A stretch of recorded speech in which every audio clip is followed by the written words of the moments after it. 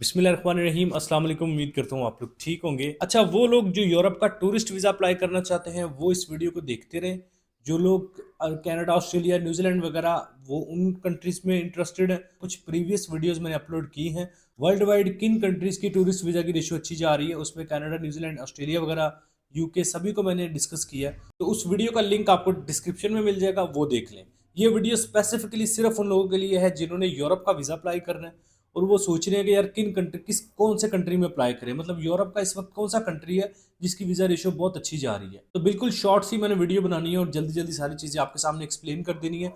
दो countries Europe के, सिर्फ इस वक्त दो कंट्रीज़ हैं, तीन कंट्रीज़ आप कह लें जिनकी वीज़ा रेशियो बहुत ही अच्छी जा रही है। अब तीन कौन से कंट्रीज़ हैं, उसमें सबसे पहले नंबर पे आ जाता है स्पेन, दूसरे नंबर पे आ जाता है नीदरलैंड, तीसरे नंबर पे आ जाता है France.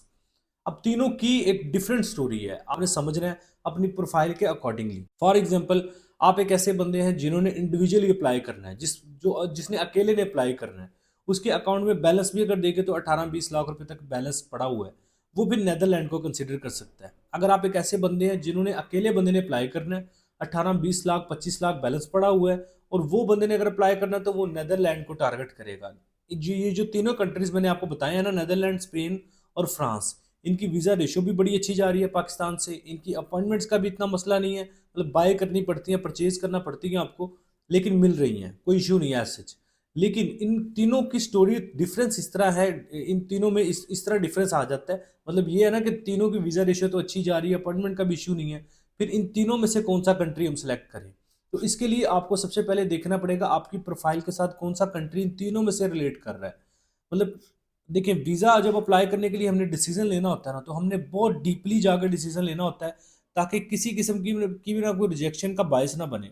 Visa approval rejection immigration पे डिपेंड कर रहा होता है, लेकिन आपने कोशिश करनी होती है सिलेक्शन जो है ना कंट्री की, वो बड़ा सोच समझ के, सोच विचार करके, प्रोफाइल के साथ रिलेट करके फिर हमने करनी है। जैसे फॉर एग्जांपल मैंने बताया कि अगर किसी बंदे के अकाउंट में 18 से 20 लाख रुपए का क्लोजिंग बैलेंस पड़ा हुआ है, दूसरे नंबर पे उसकी प्रोफाइल भी मेंटेन है, प्रॉपर डॉक्यूमेंट्स कौन से आपको चाहिए मैं आगे डिस्कस करूंगा डिटेल में।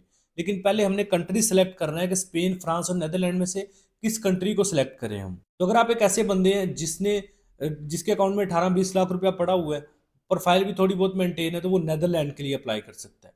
अगर आप एक ऐसे बंदे हैं जिसके अकाउंट में 14-15 लाख रुपया पड़ा हुआ है, प्रोफाइल मेंटेन है, फिर आपने स्पेन को टारगेट करना है। अगर आप एक ऐसे बंदे हैं जिसने फैमिली के साथ अप्लाई करना है, उसके लिए फिर फ्रांस है, क्योंकि फैम इंडिविजुअल बंदा, अकेला बंदा जो है वो फ्रांस को टारगेट ना करे, फ्रांस वीज़ा नहीं देगा, क्योंकि फ्रांस जो है ना वो सिर्फ फैमिली विजिटर वीज़ाज को प्रमोट करता है। अगर आप एक ऐसे बंदे हैं जिन्होंने फैमिली के साथ अप्लाई करना है, मतलब बीवी बच्चे हैं साथ, पेरेंट्स के साथ करना है, बहन भाई मिलके कर रहे हैं, जैसे मतलब फैमिली एज ए फैमिली, आप अपना जो फैमिली ग्रुप की सूरत में आप टूरिस्ट वीज़ा अप्लाई करना चाह रहे हैं, फिर आपने फ्रांस को कंसिडर करना है और यूरोप के जितने भी कंट्रीज है सभी को फारिग करें, सिर्फ फ्रांस को आपने सेलेक्ट करना है। फ्रांस की वीज़ा रेशियो बहुत अच्छी है फैमिली को लेके। लेकिन अगर आप एक ऐसे बंदे, जैसे मैंने बताया कि इंडिविजुअल जिसने अप्लाई करना है, अकेले बंदे ने अप्लाई करना है, तो उसके लिए स्पेन या नेदरलैंड, ये दोनों अच्छे हैं। और इन दोनों में से अगर देखा जाए तो स्पेन ज़्यादा, मैं कहूँगा नेदरलैंड से भी ज़्यादा, थोड़ी सी स्लाइटली वीज़ा रेशियो बेटर है स्पेन की नेदरलैंड से। बाकी अगर आप एक ऐसे बंदे हैं जिन्होंने पार्टिसिपेट करना ही करना है नेदरलैंड में, आप कर सकते हैं। मतलब अगर आपने माइंड बनाया हुआ कि यार मैंने नेदरलैंड के अप्लाई करना है, तो नेदरलैंड का कर लें। अगर नेदरलैंड स्पेन दोनों में से पूछे तो स्पेन के स्लाइटली वीज़ा रेशियो अच्छी है, टाइम पीरियड थोड़ा ज़्यादा लग रहा है। जैसे स्पेन के जो रिस्पॉन्स टाइम है अप्रोक्सीमेटली 2.5 से 3 महीने का लग रहा है, लेकिन नेदरलैंड जो है वो 1-1.5 महीने के अंदर अंदर आपको रिस्पॉन्स दे देता है। लेकिन अगर स्लाइटली वीज़ा रेशियो देखें, अगर आप एक ऐसे बंदे हैं जो 1-1.5 महीने इंतजार कर सकता है मजीद, तो 2-2.5 महीने रिस्पॉन्स टाइम से फ़र्क नहीं पड़ता, फिर मैं 100% रिकमेंड करूँगा स्पेन का अप्लाई करिएगा। लेकिन अगर आप एक ऐसे बंदे हैं जो कहता है यार मुझे 1-1.5 महीने में रिस्पॉन्स चाहिए, तो वो फिर इसका नेदरलैंड का अप्लाई कर लें, दोनों की वीज़ा रेशियो अच्छी है। अब स्पेन, नेदरलैंड, फ्रांस, तीनों में से अगर आप फिर भी कंफ्यूज हैं, तो स्ट्रेट फॉरवर्ड यही कहूँगा कि अगर आपने अकेले बंदे ने अप्लाई करना है और टाइम का कोई इशू नहीं है कि यार 2-3 महीने लग जाए रिस्पॉन्स आने में, आंखें बंद करके स्पेन का अप्लाई कर लें, अकेले बंदे ने करना है तो। अगर फैमिली के साथ अप्लाई करना है, फिर आपने फ्रांस को कंसिडर करना है। तो ओवरव्यू इसका ये हो गया कि यूरोप के इस वक्त 3 कंट्रीज टोटल हैं जिनका विजिटर वीज़ा अगर आप अप्लाई करना चाह रहे हैं यूरोप का, तो ये 3 कंट्रीज को आपने कंसिडर करना है। फ्रांस अगर फैमिली के साथ अप्लाई करना है, स्पेन और नेदरलैंड अगर अकेले बंदे ने अप्लाई करना है, स्पेन नेदरलैंड में कंफ्यूज है तो स्पेन को टारगेट कर लें, तो स्पेन को टारगेट कर लें। स्पेन एक अच्छा कंट्री है, वीज़ा रेशो भी अच्छी है। अब आ जाए डॉक्यूमेंट्स की तरफ। अपॉइंटमेंट सबसे पहले मैं बता दूं कि भाई फ्रांस, स्पेन और नेदरलैंड तीनों की अपॉइंटमेंट्स आपको परचेज ही करना पड़ेंगी। फ्री वाली अपॉइंटमेंट ना पाकिस्तान में अवेलेबल नहीं है अनफॉर्चुनेटली।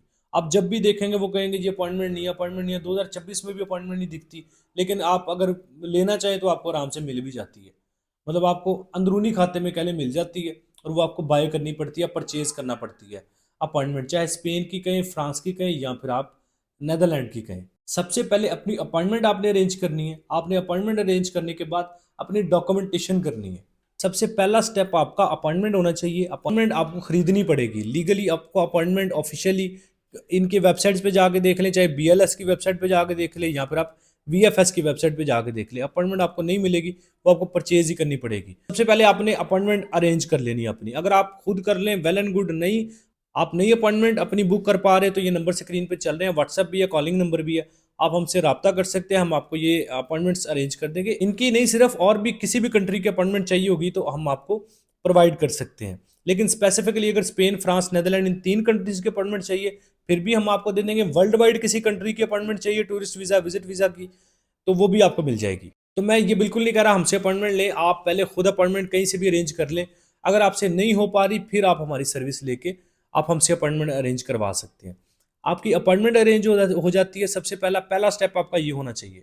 अपॉइंटमेंट आपकी अरेंज होगी, अब आपने दूसरे नंबर पे आना है। दूसरे नंबर पे आपका क्या होगा, आपने डॉक्यूमेंटेशन करनी है। मतलब क्योंकि माइंड में रख, अपॉइंटमेंट को माइंड में रख के फिर ट्रैवल प्लान बनाना होता है ना। मतलब जिस फॉर एग्जांपल 10 दिन बाद की मेरी अपॉइंटमेंट है तो मैं अपना ट्रैवल प्लान रिस्पॉन्स टाइम के मुताबिक दूंगा। जैसे फॉर एग्जांपल स्पेन का मैंने विजिटर वीज़ा अप्लाई करना है, अपॉइंटमेंट है मेरी 10 दिन के बाद की, तो मैं ये 10 दिन तो चले मैंने ये कंसिडर करने ही करने हैं। मुझे रिस्पॉन्स टाइम है 2.5 से 3 महीने का। अब मतलब ये कि 3 महीने बाद अब मुझे अपना जो है वो ट्रैवल प्लान देना है स्पेन एम्बेसी को। 3 महीने वो हो गए, रिस्पॉन्स टाइम हो गया, 10 दिन मेरी अपॉइंटमेंट वाले हो गए, तो 3 महीने 10 दिन बाद का मैंने अपना ट्रैवल प्लान बनाना है। तो इस तरह आपने अपॉइंटमेंट इसलिए सबसे पहले ज़रूरी होती है आपका ट्रैवल प्लान मैनेज करने के लिए। मतलब ऐसा ना हो कि आपने जिस दिन का ट्रैवल प्लान दिया हो आपका ट्रैवल प्लान गुजर जाए और आपका वीज़ा का रिस्पॉन्स अभी तक ना आया हो, तो फिर तो वो रिजेक्ट ही करेंगे ना आपको। तो इसलिए सबसे पहले अपॉइंटमेंट अपनी बुक कर लेनी है, उसके बाद डॉक्यूमेंटेशन करनी है। डॉक्यूमेंट्स में क्या क्या होता है, आपका सबसे पहले पासपोर्ट होता है, दूसरे नंबर पे आपका आईडी कार्ड होता है, फिर आपकी फ़ोटो होती है, आपकी बैंक स्टेटमेंट होती है। खैर जो डॉक्यूमेंट्स चाहिए ना आपको वो आपकी स्क्रीन पे फ्लैश कर रहे हैं। ये डॉक्यूमेंट्स चाहिए होते हैं स्पेन, फ्रांस और नेदरलैंड के टूरिस्ट वीज़ा के लिए, विजिटर वीज़ा के लिए। डॉक्यूमेंट्स का स्क्रीनशॉट ले लें, इनको अपने पास लिख के रख लें, तो ये डॉक्यूमेंट्स आपको चाहिए होंगे सब। तो 2 स्टेप हमारे क्लियर हो गए। पहला स्टेप हमने अपॉइंटमेंट बुक की, दूसरा स्टेप हमने ये डॉक्यूमेंटेशन की।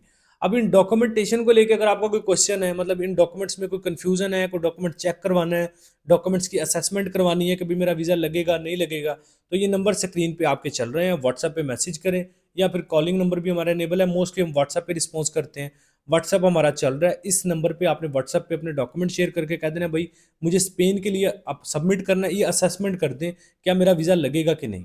मतलब आपने प्रॉपर डॉक्यूमेंटेशन करके उसकी असेसमेंट करवा के फिर डिसीजन लेना है कि मेरा वीज़ा अप्लाई, मुझे वीज़ा अप्लाई करना चाहिए कि नहीं। तो ये टोटल आपके 3 स्टेप्स क्लियर हो गए। पहला स्टेप अपॉइंटमेंट, दूसरा स्टेप डॉक्यूमेंटेशन आपने की, जो भी स्क्रीन पे आपके पीछे मैंने चलाए डॉक्यूमेंट्स वो वाले पीछे करके वीडियो को देख लें। तीसरे नंबर पे आपके डॉक्यूमेंट्स की असेसमेंट, जो कि आप खुद किसी भी कंसल्टेंट, प्रोफेशनल कंसल्टेंट से करवा लें। अगर नहीं तो फिर ये व्हाट्सएप नंबर है, आप हमसे असेसमेंट करवा सकते हैं कि भाई मुझे वीज़ा अप्लाई करना चाहिए, मेरा रिजेक्ट तो नहीं हो जाएगा या अप्रूवल के कितने चांसेस हैं। तो एक परसेंटेज हम आपके डॉक्यूमेंट्स की बेस पे निकाल सकते हैं कि आपका वीज़ा लगेगा कि नहीं। अब आपकी परसेंटेज भी आ गई कि जी आपके 80% चांसेस है, 90% है, वट एवर जो भी चांसेस हैं। अब आपने क्या करना है, आपने अपने डॉक्यूमेंटेशन भी कर ली, अपॉइंटमेंट भी आपके पास है। अब आपने वीज़ा सबमिट करना है। 92 यूरो इसकी फ़ीस है, चाहे स्पेन का करें, नेदरलैंड का करें या फ्रांस का करें। आप तीनों वीज़ा, विजिटर वीज़ा के मतलब तीनों से मुराद किसी भी एक कंट्री का करेंगे, 92 यूरो इसकी वीज़ा की फ़ीस होगी। जो आपने जाके जो सबमिशन ड्रॉप बॉक्स सर्विस वाला ऑफिस है, जैसे स्पेन का करेंगे तो बीएलएस उनको रिप्रेजेंट करता है, कि नेदरलैंड वगैरह का करेंगे वो आपको वीएफएस डील करता है। तो आपने फिर क्या करना होता है, अपने डॉक्यूमेंट्स लेके आपने वीएफएस के या बीएलएस के ऑफिस चले जाना है। वीज़ा फीस वहाँ पे देनी है, अपना जो एप्लीकेशन फॉर्म फिल करके डॉक्यूमेंट साथ अटैच करने, अपना वीज़ा अप्लाई कर देना है। तो ये कंट्रीज़ मैंने आपको बता दी हैं जिनकी वीज़ा रेशियो बहुत अच्छी जा रही है पाकिस्तान से। यूरोप के, स्पेसिफिकली हमने यूरोप को इस वीडियो में टारगेट किया है। 3 कंट्रीज बताए हैं, तीनों की मैंने डिटेल बता दी है, अपॉइंटमेंट भी मिल रही है, वीज़ा रेशो भी अच्छी आ रही है और इनका रिस्पॉन्स टाइम भी ठीक है, मतलब वीज़ा आ भी रहे हैं। अब ऐसा भी नहीं है कि हर बंदे के वीज़ा आ रहा है, अगर 10 वीज़ा अप्लाई हो रहे हैं, 6-7 निकल रहे हैं, को 2-3 रिजेक्ट हो रहे हैं, कुछ इस तरह की सिचुएशन है। मतलब पूरे यूरोपियन कंट्रीज़ में सबसे ज़्यादा अच्छी वीज़ा रेशो इन्हीं 3 कंट्रीज़ की, आपने इन्हीं 3 कंट्रीज़ को सिलेक्ट करना है अगर आप यूरोप का वीज़ा अप्लाई करना चाहते हैं और कंफ्यूज है कि कहाँ अप्लाई करना है। तो आई होप आप समझ गए हैं डिटेल में। अपॉइंटमेंट भी मैंने आपको बता दी, डॉक्यूमेंटेशन करना भी बता दी, हर चीज़ मैंने आपके सामने एक्सप्लेन कर दी है।